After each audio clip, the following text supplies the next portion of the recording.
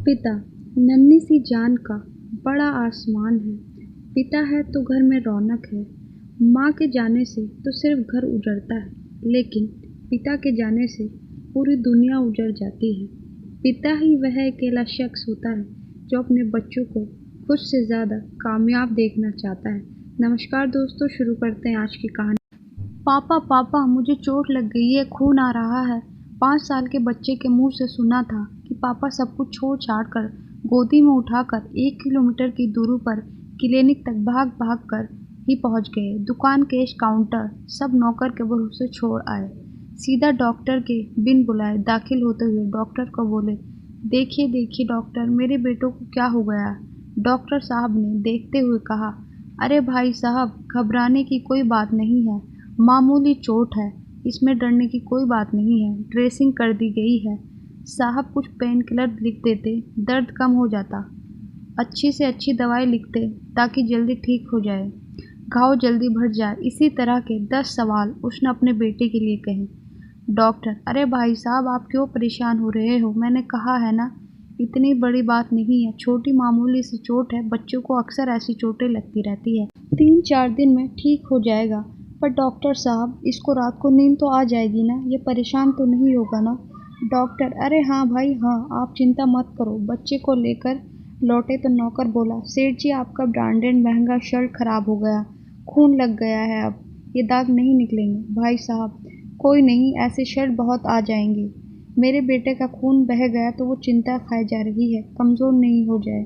तू जा, एक काम कर, थोड़े सूखे मेवे फ्रूट ले आ, इसे खिलाना पड़ेगा, और मैं चलता हूँ घर पर।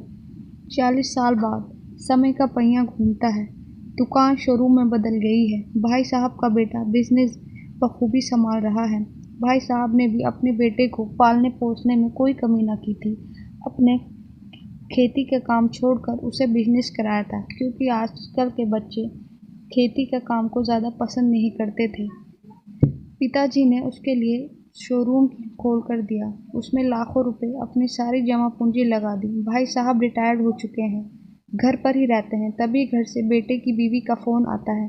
बीवी, अजय सुनते हो, ये आपके पापा पलंग से गिर गए हैं, सर पर से खून आ रहा है। लड़का, पापा भी ना यार, इतनी बार कहा है जमीन पर सो जाया करो, पर मानते ही नहीं, पलंग पर ही सोते हैं। रामू काका, अरे ओ रामू काका।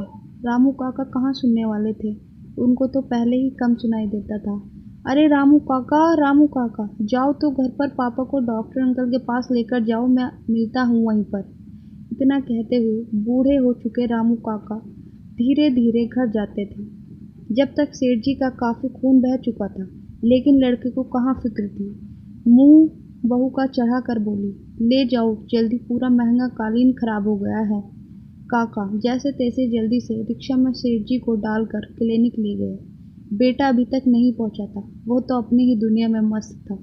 काका ने फोन किया तो बोला, अरे यार, वो कार की चाबी नहीं मिल रही थी, अभी मिली है, थोड़े कस्टमर भी ज़्यादा आ गए थे, आप बैठो, लेकर मैं आता हूँ। जो दूरी 40 साल पहले एक बाप ने बेटे के सर पर खून देखकर 10 मिनट में बेटे को गोदी में उठाकर भागकर तय कर ली थी, बेटा आज 1 घंटा 10 मिनट से भी ऊपर हो चुका था, वो दूरी तय न कर पाया।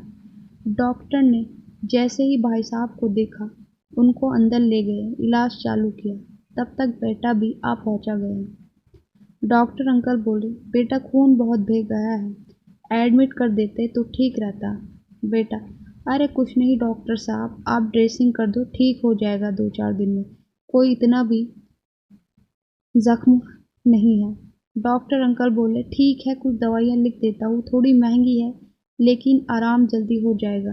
अरे डॉक्टर साहब, कहाँ इतनी महंगी दवाई के चक्कर में पड़ रहे हो, लड़का बोलता है।